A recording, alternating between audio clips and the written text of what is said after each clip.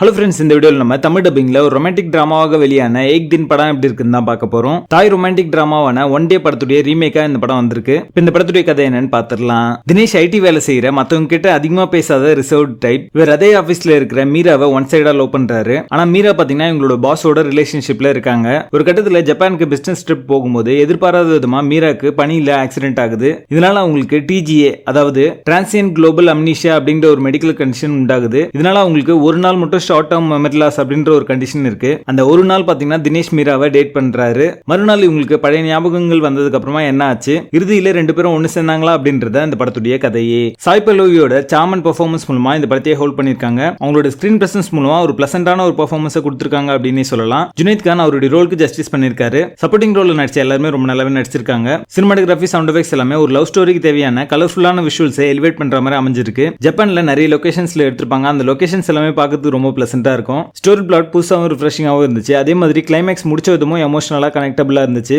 Screen பிளேல இன்னும் interesting எலிமெண்ட்ஸ்லாம் add பண்ணி சொல்லியிருந்தாங்கன்னா இந்த படம் அடுத்த லெவலுக்கு போயிருக்கும். ரொமான்டிக் படங்கள்ல வர அந்த கிளிஷேவான விஷயங்கள் எல்லாமே இந்த படத்துலயுமே இருக்கு. நிறைய சீக்வன்சஸ் பாத்தீங்கன்னா பிரெடிக்டபிளா தான் இருக்கும். படத்துடைய பேசிங் டீசென்டா இருக்கு. மொத்தத்துல இது ஒரு ஒன் டைம் வாட்சபிள் லவ் ஸ்டோரியா வந்திருக்கு. படத்துல அடர் கேரண்ட் இல்ல. இந்த படத்தை நீங்க ஃபேமிலியோட பார்க்கலாம். ஏக் தின் படத்துக்கு எங்களோட ரேட்டிங் 6 out of 10.